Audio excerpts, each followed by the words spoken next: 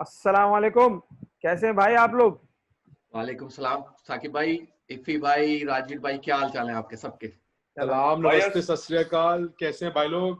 आप मेरी कैसे हैं तरफ भाई? से सबको सबको खुशामदीद एक मतलब फिर कैफे क्रिकेट में भाई, और तमाम व्यूवर्स को जो हमें देखते हैं, सब्सक्राइब करते हैं या बेल आइकन दबाते हैं, उन सबको खुशामदीद। और जो लोग जा चुके और हैं जो वो गालियां भी देखते देते हैं हैं। भाईजान। यार वो मुझे तो ये लोग हमेशा से चाहिए होते हैं जो गालियां देते हैं, नहीं, क्योंकि गालियां मुखालफत देने नहीं वाले। होती ना। हाँ सही है, सही है, अच्छा है। यार राजवीर भाई, हम ये तो तो शुरू से कहते हैं कि यार जिसको गालियां देनी है दे, जरूर दे यार, कोई फर्क नहीं पड़ता यार। अच्छा इफी मोहब्बत है भाई, यही होती है।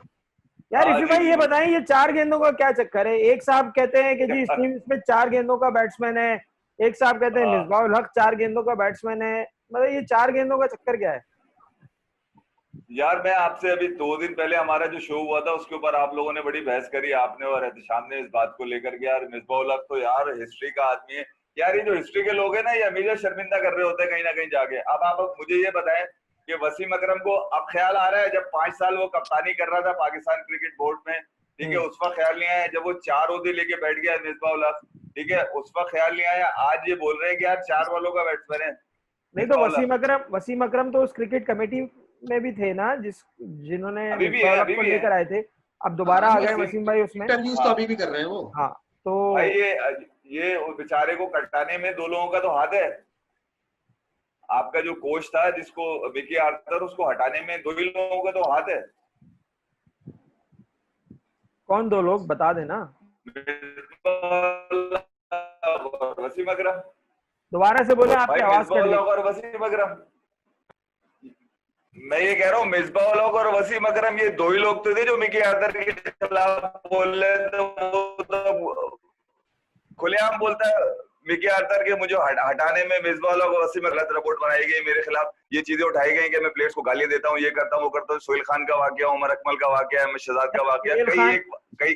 सुहेल खान का तो मैंने अपनी आंखों से देखा है। सेकंड जो पीएसएल का सेकंड एडिशन था, उसमें मैं भी उसी होटल में रुका हुआ था जिसमें सारी टीम्स रुकी हुई थी। मैंने अपनी या आंखों से देखा है जिस तरह सुहेल खान को लॉबी में बिठा के मिकी आतर, कराची किंग्स का भी कोच था, सुहेल खान कराची किंग्स में खेलता था, किस तरह सुहेल खान को मिकी आतर लॉबी में बिठा के उसकी क्लास ले रहा था और उसको जलील कर रहा था बाकायदा। मैंने अपनी आंखों से देखा यार। कोई पर बात नहीं यार, भाईजान वो एक बात बताओ, हाँ एक हाँ। बात बताओ। आपका मिकी माथर तो he is the biggest joker on planet earth. जैसे वो रिएक्शन देता है, ऐसा कभी कोच देखा है आपने? नहीं, जब वो कोच फुटबॉल था, फुटबॉल मतलब के कोचेस से कोई बंदा आउट हो जाए तो ऐसे रिएक्शन देता है, ये पता नहीं उसने सेंचुरी बना के आप अपने साथ पैशनेट आ था यार, वो पैशनेट था भाई, यार। No passionate but he, you see, that's okay, passionate था। पर अगर उसका हिस्ट्री देखो, सारे बोर्ड से तो उसको निकाल हाँ, दिया वो था। यही मैंने कोई तो ये बोर्ड पाकिस्तान में से भी उसके निकाल साथ दिया, टिका हुआ था। पाकिस्तान ने भी निकाल आपका वाहिद मुल्क था जिसने उसको पकड़ लिया और उसको कॉन्ट्रैक्ट दे दिया। तो सबसे बड़ी गलती तो आपके बोर्ड ने कर दी थी। Mickey Arthur, he was rejected देखिए बाय यार, अदर मिकी बोर्ड। राजवीर भाई, हम वही तो बोर्ड है और वही टीम है जो रिकॉर्ड बनवाते हैं दूसरी टीमों के, और साउथ अफ्रीका ने उसको के निकाल चले दिया, हुए कारतूस हम ऑस्ट्रेलिया ने उसको चलाते हैं बहुत धक्के दिन मार तक। के निकाला था। हाँ हाँ, नहीं, बात तो ये कि यार ये 4 बॉलों का बैट्समैन 5 साल कप्तानी कर गया, 4 ओहदे लेके बैठा हुआ है यार, मतलब बोलने वाला कोई भी नहीं है, और अजीब सी बातें हैं। समझ भाईजान में पर मुझे ये ये नहीं मेरे आता कि ख्याल ये, से अगर ये वाकई हिस्ट्री का आदमी होता और बहुत ही बड़ा नाम होता और मतलब बहुत ही कुछ किया हुआ होता इसने पाकिस्तान क्रिकेट के लिए, यार तो आज इफ्री भाई वसीम अकरम ये नहीं कह सकता था कि 4 बॉलों का बैट्समैन है। इफी खत्म भाई, हो बात गई, कहने बात को ही तो, क्या यार। इफी भाई, यार कहने को तो कोई ये कुछ भी बात कह तो सकता है सच फिर है भाई। कि इफ्री आपके भाई मुल्क में देखे अब मिसबाह जो के अगेंस्ट सभी लोग आपको याद है इस्लामाबाद यूनाइटेड से छोड़कर ये पिशावर दलमी से जाके खेले थे, क्योंकि वसीम अकरम ने मना कर दिया था ये नहीं होगा टीम के अंदर, ये खेलेगा ही नहीं, ये खिलाड़ी बन के खेलने के चक्करों में थे ये। तो भाई हाँ तो जब वसीम भाई वहां के कोच थे तब भी तो खेले ही है ना मिसबाह, कप्तानी की है ना मिसबाह ने एग्जैक्टली इस्लामाबाद यही मैं यूनाइटेड की। कहने लगा था। ऐसी जब बात तो सात नहीं नहीं तो है। काम कर रहे होते ना, इक्का दुक्का मैच खेले हैं, वो पूरे मैचेस कहाँ खेले थे वो? क्या नहीं यार, मतलब, पूरा पूरा कप्तानी की है सीजन क्या हो इस्लामाबाद गया यूनाइटेड की, क्या हो गया इफी भाई? पहला इफी सीजन भाई पूरा सीजन खेला। जब इफी भाई देखिए, जब लोग साथ काम करते हैं ना तो कोई नहीं बोलता एक दूसरे को, जब बात नहीं ये बोलते। दूसरा साल था जिसमें मिसबाह ने कप्तानी नहीं की इस्लामाबाद यूनाइटेड की, और इसमें वसीम भाई नहीं थे, ठीक है। वरना तो मिसबाह ने पहले 3 सीजन मिसबाह ने कप्तानी की है और वसीम भाई भी हाँ, वहीं मौजूद वसीम थे। भाई भी थे साथ में। चले यार, पुराना हिसाब पूरा कर दिया वसीम अकरम ने, बोलकर बता दिया लोगों को कि यार ठीक वो है, हो कुछ सकता है थोड़ा इफी सा भाई, टाइम यार लिया। ये किसी ने आप मुझे ऐसी ये गलत बताएं, खबर लगा दी होगी यार, आए खामा में वसीम भाई बोल नहीं सकते यार। ये हसन चीमा की खबर गलत हो नहीं सकती, इस्लामाबाद यूनाइटेड वाले जो चैनल पे प्रोग्राम करते हैं अपने, उनकी खबर है ये। अगर वो भी गलत कह रहे हैं तो फिर हो गया काम यार। वो फिर वसीम भाई ने ऐसी, चले देखें वसीम भाई ने ऐसी पर्सनली कह दिया होगा किसी पर्सनल उसमें डिस्कशन में, जैसे आपको उसने इंजमाम ने बोल दिया था फैसल इकबाल के बारे में कि यार ये 13 में तो क्या 30 में भी नहीं आता, याद है फैसल इकबाल का ना? जी जी। तो फैसल इकबाल का हमेशा से यही रहा है कि मैं 3 नंबर का बैट्समैन हूँ। जी इंजमाम उल हक ने कहा कि 33वें नंबर का बैट्समैन भी नहीं है। हाँ तो बस ठीक है ना। तो ये जो है, और अभी इंजमाम अभी ऐसे बोल दिया 1.5 होगा महीने जी भाई। पहले कह रहे थे कि सब बहुत ज्यादती हुई है फैसल इकबाल के साथ। यार नहीं, मैं इसी इंटरव्यू को मैं थोड़ा सा आगे बढ़ा लूं वसीम भाई का। मुझे एक चीज समझ में नहीं आई जब उनसे पूछा गया कि भाई आप ये बता दीजिए कि ये जो लीग है आपकी PSL जो है, इसको आप कैसे रेट करते हैं, इसको कैसे कंपेयर करते हैं IPL के साथ? मेरे ख्याल में हमने परसों भी ये बात करी थी, उन्होंने कि नौमौलूद लीग है PSL आपकी। तो फिर अगर ये नौमौलूद लीग है तो इसकी बॉलिंग कैसे अच्छी हो गई भाई? फिर आप इस बात पे ढोल ना बजाया करें कि हमारी बॉलिंग लीग है। भाई आपकी एक क्रिकेट लीग है यार, आपकी बॉलिंग लीग नहीं है भाई ये। भाई वो बॉलिंग कोच हैं, वो खुद इतने बड़े बॉलर रह चुके हैं, तो वो तो करेंगे ना बॉलिंग की बात यार। इफ्फी भाई उन्होंने ये नहीं बोला, उन्होंने देखे इस तरह बोला था कि देख IPL को काफी साल हो गए यार। मसला ये नहीं, मैं जिस तरह उन्होंने अभी मैं कोई वसीम अकरम नहीं हूँ कि मैं उनकी जबान बोलूंगा भाई। मैं अपने अंदाज से बोलूंगा जो उन्होंने बोला। भाई एक सेकंड, एक साहब जो है ना वो हमारा शो देखने के लिए बैठे हुए हैं ऐसा लग रहा है। भाई साहब, राजवीर भाई किधर हैं आप? मैं सुन रहा हूँ। गायब हैं, लॉस्ट हैं, किधर हैं आप?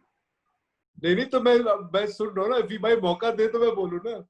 भाई मौका निकालना पड़ेगा। मैं आज वहां की खबर भी शामिल कर लेता हूँ। जो इंडिया के बॉलिंग कोच थे Bharat Arun, world cup during world cup, उन्होंने अब एडमिट किया है कि हमारी बॉलिंग अभी भी है। उन्होंने कहा हमारी बॉलिंग वर्ल्ड कप में अप टू द मार्क नहीं थी, जिसका हमें खुमियाजा भुगतना पड़ा। आज भी हम जब याद करते हैं तो ये मतलब बॉलिंग में उनको थोड़ा सा नुकसान उठाना पड़ा था। अरे सर, हमारी बैटिंग ही कमजोर थी, क्योंकि टॉप 3 के अलावा बैट्समैन ही नहीं आ रहे थे। प्रॉब्लम ये हो रही थी। नंबर 4 का मसला इतने आपको तो सेमीफाइनल में आके थोड़ा सा मसला पड़ा है ना यार। राइडू को निकाल दिया, मोमेंट में राइडू को निकाल दिया। मतलब बॉलिंग तो हमारी अच्छी चल रही थी बॉस। ये हमारी बैटिंग ने हमारे को मैच कराया। अब अगर इंडिया को जो लेके डूबा है वो विजय शंकर लेके डूबा है भाई। यार अकेला विजय शंकर क्या करता है यार? भाई मुझे आप एक बात बताएं, कभी भी कोई बंदा एक बंदा से तो टीम बनती नहीं ना, उससे टीम हारती है। अच्छा चलो, अब अगर हम बैटिंग की बात कर ही रहे हैं इंडिया की, तो अभी 2 दिन पहले मोहम्मद हफीज ने बोला है, हमारे एक दोस्त हैं, उन्होंने मुझे इंस्टाग्राम पे मैसेज किया है, दीपन विता इनका नाम है, दीपन विता दास। इन्होंने बोला कि यार आप उनका ये सवाल, अपना ये सवाल उन्होंने भेजा है कि जी 2 दिन पहले हफीज ने ये बोला है कि जी इंडिया ने पिछले 5 साल में रोहित शर्मा और विराट कोहली के अलावा कोई बैट्समैन प्रोड्यूस ही नहीं किया है। यार ये भी थोड़ी सर यार हफीज को बोलो यार, वो प्लीज चुप रहे यार। वो पहले अपनी टीम में यार पुजारा है, KL राहुल है, पुजारा है, काफी कितने प्लेयर हैं यार। ये तो ज्यादती वाली बात है। प्रॉब्लम ये है कि हमारा जो टॉप शिखर धावन है, हमारी टॉप 3 70 to 80% रन्स मार लेती है, तो बाकी बच्चों की बैटिंग नहीं आती। That's the biggest problem. अब ये ब्लेसिंग है कि ये हमारे लिए फायदेमंद भी और ये हमारे लिए नुकसानमंद भी है, क्योंकि जब तक बाकी बच्चों की बैटिंग आती है तब तक ओवर्स तो बचते नहीं है। अब देखो हर टाइम, अब Dhoni is a once in a lifetime player. ये तो है नहीं ना कि हर 10 साल बाद धोनी आ जाएगा। जैसे वसीम अकरम दोबारा नहीं आ सकता, सचिन तेंदुलकर दोबारा नहीं आ सकता, वैसे Dhoni being a wicket keeper, then being an outstanding captain, then being an unbelievable one day player, मतलब उससे better one day player मैंने अपनी लाइफ में नहीं देखा। जो उसने सिंगल हैंडली मैचेस जितवाए हैं, फिनिश किए हैं, कोई मुकाबला ही नहीं है ना उसका। मैंने तो आज तक नहीं देखा, किसी भी मुल्क को ले लो। बट द फैक्ट इज कि हमारी बैटिंग की जो टॉप 3 इतने रन मार लेते हैं, तो प्रॉब्लम ये एडवांटेज भी और डिसएडवांटेज भी है। इफ़ी भाई अपनी भी टेक दे दे इस पे।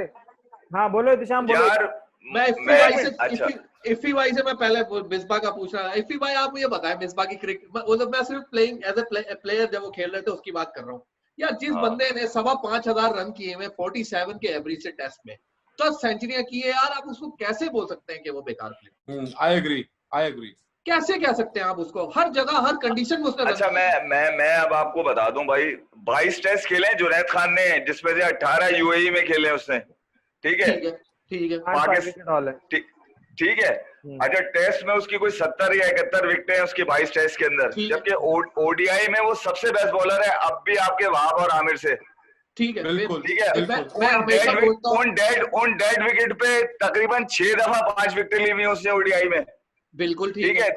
24 बॉलें विराट कोहली को कराई हैं, 3 रन दिए और 3 दफा आउट किया उसने। ये भी ठीक है। ठीक है, मगर वो है यूएई का बॉलर इसलिए बाहर बैठा हुआ है, उस पे हमेशा इल्जाम यही लगता है कि भाई वो यूएई का। मैं आपको ये कह रहा हूँ, मुझे सिर्फ ये बता दें, ओवरसीज की मैं आपको बात कर रहा हूँ, 22 रन का एवरेज है मिसबाह उल हक का ओवरसीज में भाई, यूएई को निकाल कर बात कर रहा हूँ मैं उसकी। 22 रन का भाईजान, कौन से प्लेयर का एवरेज बेटर है ओवरसीज में? आप ये बताओ ना मुझे। हर जगह तो मतलब हफीज की भी आप एवरेज निकाल लो, यूएई में उसके रन है, यूएई के बाहर तो कोई रन ही नहीं है उसके। अपना मलिक है, यूनुस खान के अलावा सब है यार। शोएब मलिक है, यूनुस खान को अलग करते हैं। और कौन से बैट्समैन? आप यूनुस खान को अगर ले लोगे ना, आपके आखिरी 8 साल की क्रिकेट यूनुस खान की अगर निकाल दो ना यूएई उसमें से, तो कुछ भी 10,000 रन बनते हुए कहीं नजर नहीं आ रहा। हकीकत मानो, बॉलर आपने खस्सी कर दी है, सबको घुटने की इंजरियां करा दी। एक सेकंड बना दिए इमामुल हक जैसे, हारिस सोहेल जैसे, रिजवान को खड़ा कर दिया आपने। अबे भाई ये लोग मिसबाह उल हक 23 रन सेंचुरी मार रहे हैं, मरी भी विकेटों के ऊपर। एक मिनट। यूएई में पाकिस्तानी प्लेयर्स अपनी मर्जी से खेलते थे जाकर? नहीं, वो भी अभी खेलते थे, वो भी होम कंडीशन में था ना भाई। ग्राउंड था ना टेस्ट में। ऐसे तो बाबर आजम ने अभी पाकिस्तान में 3-4 सेंचुरियां मार दी, तो उसको क्रेडिट नहीं मारी है, यूएई में मारी है भाई। अगर श्रीलंका के साथ भी तो मारी ना सेंचुरियां, अभी दो टेस्ट मैचेस में तो 3 सेंचुरियां लगातार मारी ना उसने, बाबर आजम ने। भाई तो अगर पाकिस्तान की होम क्रिकेट नहीं हो रही थी और वो होम क्रिकेट यूएई में हो रही थी, तो इसमें भाई प्लेयर का क्या कसूर है?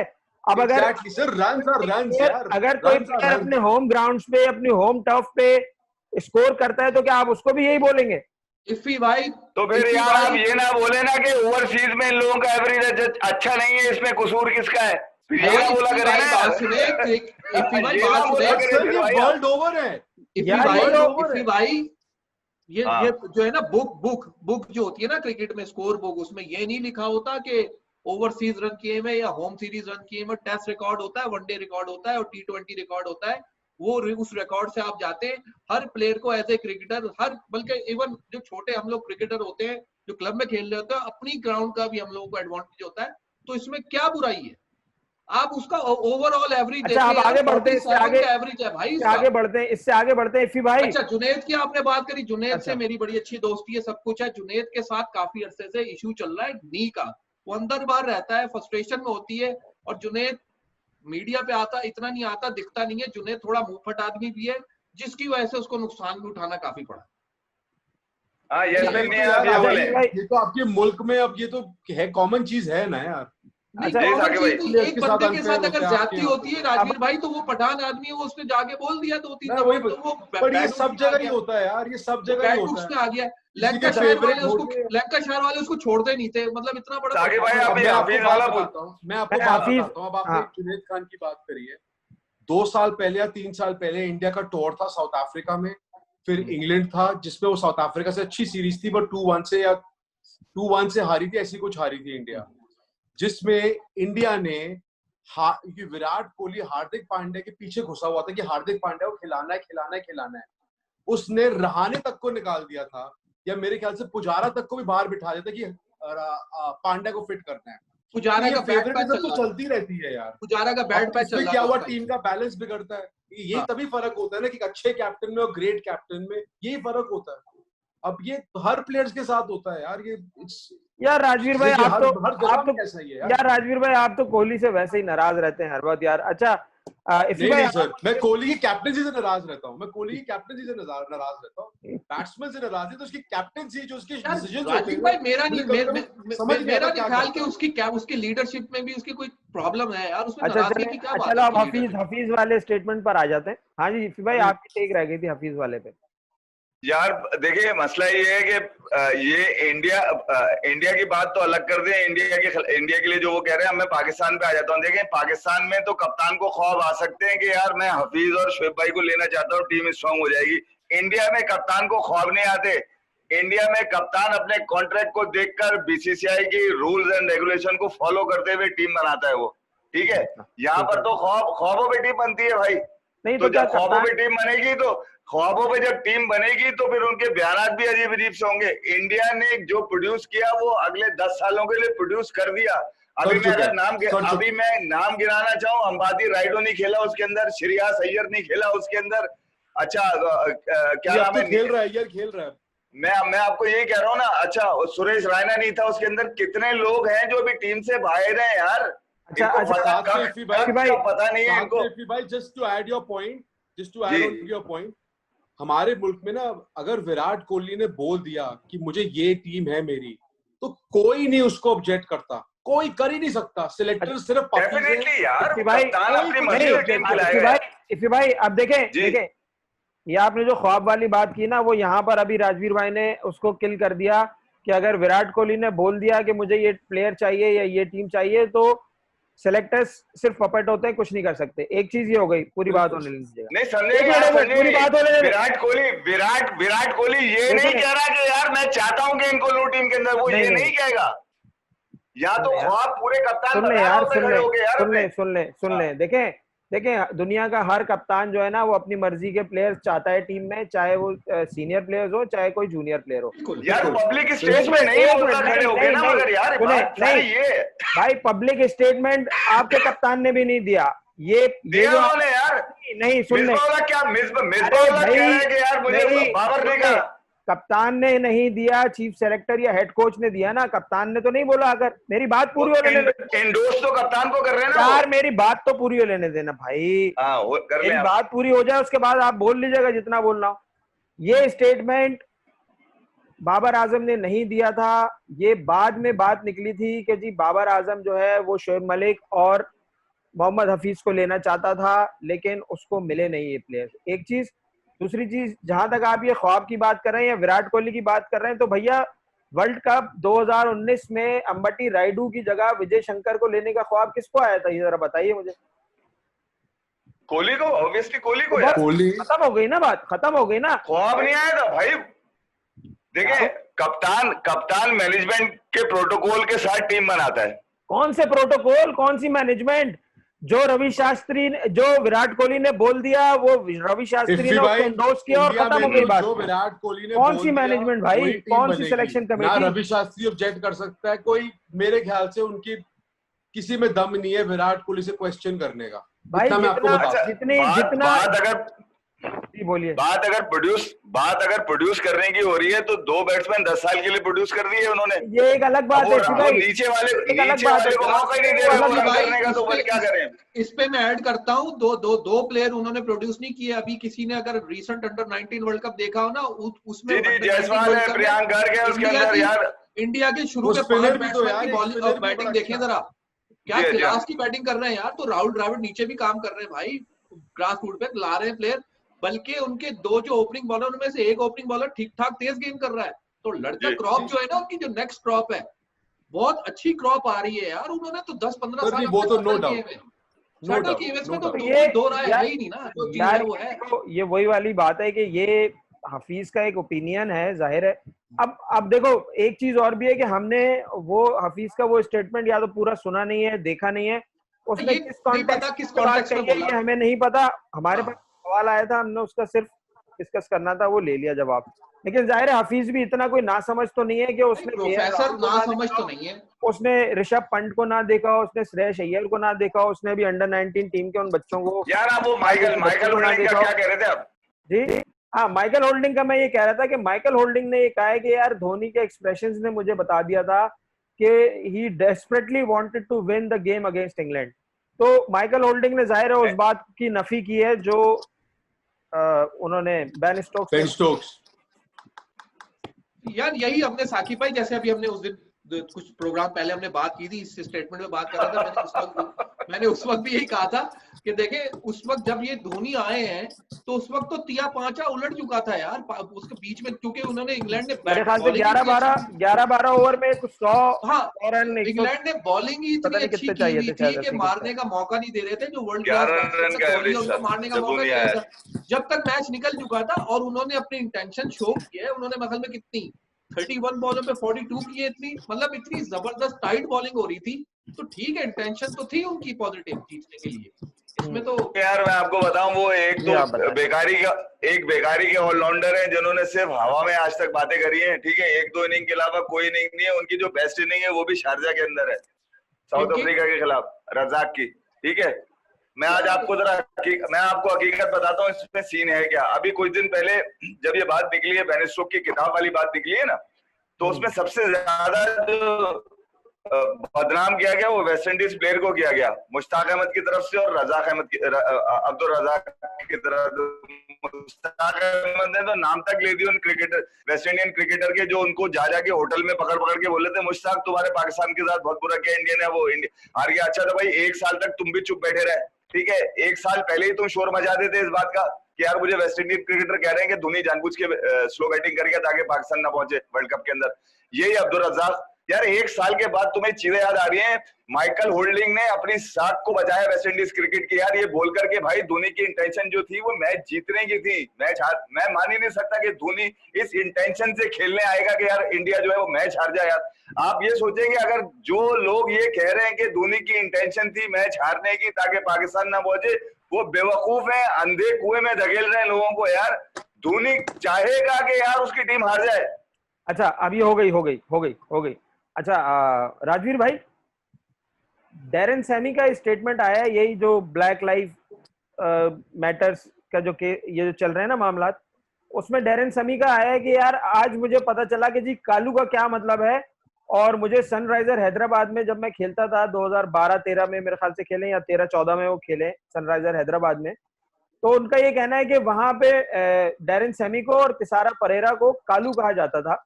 और उस वक्त मैं ये समझता था कि यार कालू का मतलब कोई ब्लैक स्ट्रॉन्ग मैन होता है, बट अब मुझे पता चला कि जी कालू का क्या मतलब होता है। तो मुझे इस बात मेरे को एक बात बताओ, ये मेरे को ना समझ ही नहीं आ रहा आजकल दुनिया में हो क्या रहा है, सब पागल हो गए हैं क्या? मुझे आज तक समझ ही नहीं आया। मैं थोड़ा आपके अभी मैं जो हमने इससे पहले वीडियो करी थी, तो एक जो कमेंट हुआ था युवराज पे एफआईआर हो गई थी, जो हमने कुछ बात करी थी, तो कमेंट सेक्शन में लोग बौखला गए हैं क्या? यार एक बात बताओ, जब दोस्त होते हैं, जब दोस्त भाई बन जाते हैं, तो एक दूसरे को, जो पंजाबी होते हैं या कोई भी कौम के हो, वो एक दूसरे को गाली भी देते हैं, प्यार से देते हैं ना गाली। कोई अगर मोटा होता है उसको मोटा बोलते हैं, कोई अगर पतला होता है तो उसको बोलते हैं डंडे, जैसे कोई गंजा है तो उसे गंजा बोलते हैं। ये तो मतलब किसी को गंजा बोले तो गाली हो गई। अगर किसी को, अब कोई गोरा होता है उसको बोलते हैं, वो गोरी इधर आ, बोलते हैं ना कि तू बिल्कुल छमिया लग रही है, लड़की लग रही है, जो भी है, गोरी इधर आ जा। तो ये दोस्तों में तो चलता है यार। हम लोग कितनी बार बोल चुके हैं यार कि अगर मेरा कोई दोस्त अगर कोई थोड़े सावले रंग का है, अब मेरे बचपन का दोस्त है, मैं उसे सारा टाइम खेलता तो बोलता है भाई कालू इधर आ, फटाफट आ इधर, तो उसे बुरा मानने वाली बात तो है नहीं। और दूसरा ये कि जब ऑपोजिशन के सपोर्टर्स बैठे होते हैं, देखो सब लोग की रेशियल डिस्क्रिमिनेशन हो रही है, ये हो रही है, वो हो रही है, उसने उसको भंगी कहते हैं यार, वो उसको यूवी पा बुलाता रहता है, उनका रिलेशनशिप ही अलग है। राजीव भाई दूसरा ये भी बोल दिया नहीं, राजवीर भाई देखो आपकी बात ठीक है, राजवीर भाई आपकी बात ठीक है, लेकिन जो गंजा होता है उसको अगर गंजा बोले तो उसको पता है कि यार मुझे गंजा बोल रहे हैं, ठीक है। अगर कोई पतला है उसको पतला बोल रहे हैं तो उसको पता है यार मुझे क्यों पतला बोल रहे हैं।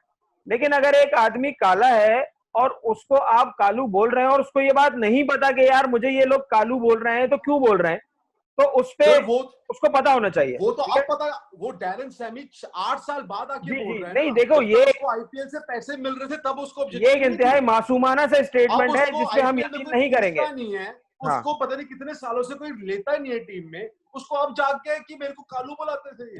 दूसरा ये कि यार बहुत ही मासूमाना सी बात है।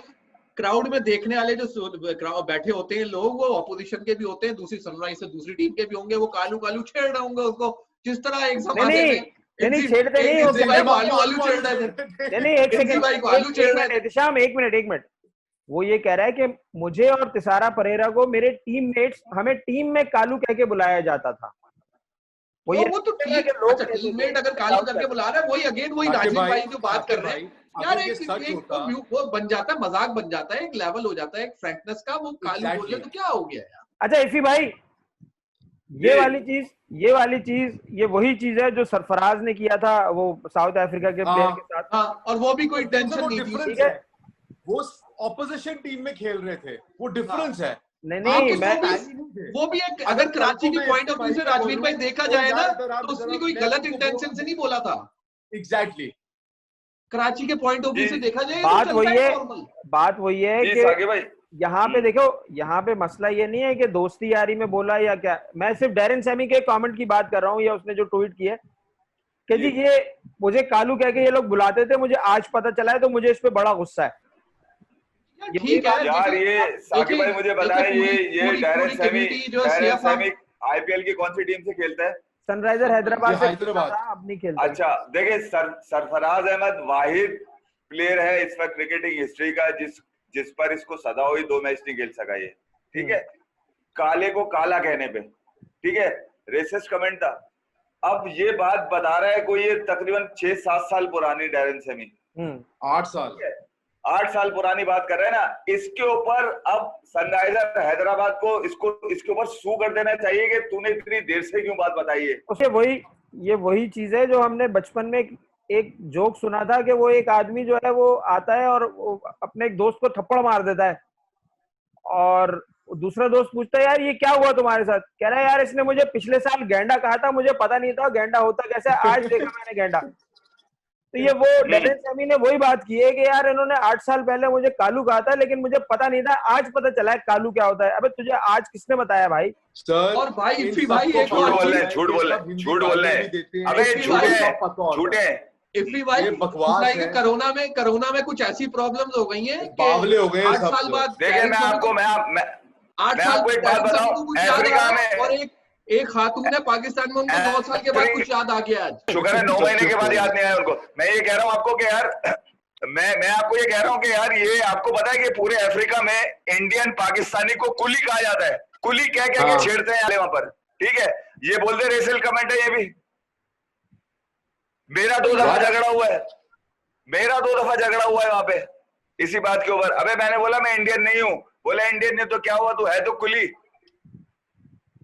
तो यार ये आप या तो ऑन टाइम ये बात करके अपने कैरियर से खेल जाए। आप ये साले पैसे बनाने के चक्करों में चुप रहते हैं, जब थोड़ी सी इज्जत बढ़ जाती है, एग्जैक्टली थोड़े नोट जमा हो जाते हैं तो उनको हर चीज बुरी लगने लगती है। तेरे को तो शुगर देना चाहिए, हाँ, इसको निकाल देना चाहिए। भी निकलेगा ना तो फिर पाकिस्तान के बारे में बुराइयां करेगा, देख लेना। शुक्र है यार इस दफा कोरोना आ गया और लॉकडाउन में इसको पाकिस्तानी सिटीजन है अब तो नहीं मिली सिटीजनशिप इसको, इसकी बेगम ही नहीं आ सकेगी थी। अबे किस बात की सिटीजनशिप यार, ये नहीं कोई जरूरत नहीं, तू लियारी जाएगा तो तुझे मिलेगी ऑनरी से। नहीं भाई क्या हो गया यार भाई, अबे भाई लियारी जहाँ का तू आदमी है वहाँ जाएगा तो तुझे मिलेगी, ये थोड़ी कि तू पेशावर चला गया वहाँ हर आदमी है ना। लियारी में क्या हो गया यार इफी भाई, ऑनरी मिल रही है इसको सिटीजनशिप, तो क्या हो गया यार? अबे भाई कोई जरूरत नहीं है यार, क्या जरूरत है देने की आपको? बकरान में भी रिलेटिव, लियारी में भी है, तो क्या हो गया, नहीं मिल सकती क्या उसको?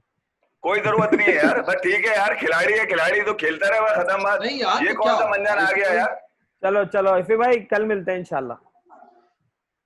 ठीक है यार, एक अहम बात रह गई यार, वो आज बोले रह गई है। कुछ नहीं बोलना यार, खुदा के मैं आपको बोले अभी एक किताबों का चक्कर चल रहा था, तो आज मैं असल में गया शाहिद आफरीदी की जिस दिन किताब आई थी गेम चेंजर, उसके अंदर उसने लिखा था कि यार 2003 के वर्ल्ड कप में जो हम पाकिस्तान पहले स्टेज में बाहर हो गया था वर्ल्ड कप से, उसमें 2 लोगों का अहम किरदार था जिनकी चक्करों में पाकिस्तान हार गया, वसीम अकरम और वकार यूनुस। अच्छा ये बात हो रही है पाकिस्तान टेलीविजन के प्रोग्राम में बैठकर, जहाँ पे राशिद लतीफ और शोएब अख्तर बैठे हुए। राशिद भाई ने तो वहां ये कहकर अपनी जान छुड़ा ली सवाल के ऊपर कि यार मैं वसीम अकरम के खिलाफ नहीं था और वकार यूनुस के खिलाफ भी नहीं था। अच्छा भाई, किसके खिलाफ थे ये आज तक पता नहीं चला। जब शोएब अख्तर की बारी आई और उसने एंकर ने सवाल किया इनसे, शहजाद ने, उसने कहा कि यार अब आप ये बताइए कि जो शाहिद ने कहा है कि 2 प्लेयर्स की वजह से पाकिस्तान पहले स्टेज में बाहर हो गया, तो आप क्या बोलेंगे। तो उन्होंने बड़ी मजेदार बात करी है, जरा आज मैं शेयर कर लूं अपने लोगों से। कहने लगे कि यार 2003 वर्ल्ड कप की जो टीम थी उसमें 2 लोग बहुत अच्छे थे। एक तो मैं होगा, एक तो राशिद लतीफ, एक तो राशिद लतीफ और एक अजहर महमूद। तो उसने पूछा कि भाई अजहर महमूद, कहने लगे तो कह रहे हैं तो फिर बाकी लोग क्या थे। कह रहे हैं बाकी लोग जेलस थे और जाहिल थे, जेलस थे और जाहिल थे। अब आप मुझे ये बताएं यार कि उनकी कौन सी बात को मानने और कौन, ये किताबों का लिखा हुआ जो है ना ये फजूल है यार, किताबों पे कभी कोई अमल नहीं हुआ। ऐसी लाखों चीजें यार जो शेयर की जा सकती है लोगों के साथ, मगर ठीक है यार, मगर मैंने इसलिए इसको ऐड कर लिया कि बेन स्टोक्स की बात। हाँ, इसी के साथ में आपने किताबों की बात करी तो मैं फिर अपनी शोएब अख्तर का नाम जिक्र आपने कर ही दिया, तो फिर ये इसको एंड नहीं होगा शोएब अख्तर की एक और बात कह के। हाँ, कह दे। जब शोएब अख्तर ने अपनी बुक लॉन्च करी थी कंट्रोवर्शियली योर्स, अगर आपको याद होगा, जी जी कुछ साल पहले की बात है, तो इंडिया में उसने लॉन्च करी थी। अच्छा, भाई साहब कहते हैं ये तो सुनने वाला किस्सा है, भाई ये सुनने वाला किस्सा है। कहता है जब मैंने सचिन तेंदुलकर को, वो कौन सा टेस्ट था, फेमस टेस्ट था यार जिसमें उसे सचिन और द्रविड़ दोनों को आउट करे, मतलब कि जब सचिन तेंदुलकर आउट हुआ मुझे पता ही नहीं था कि सचिन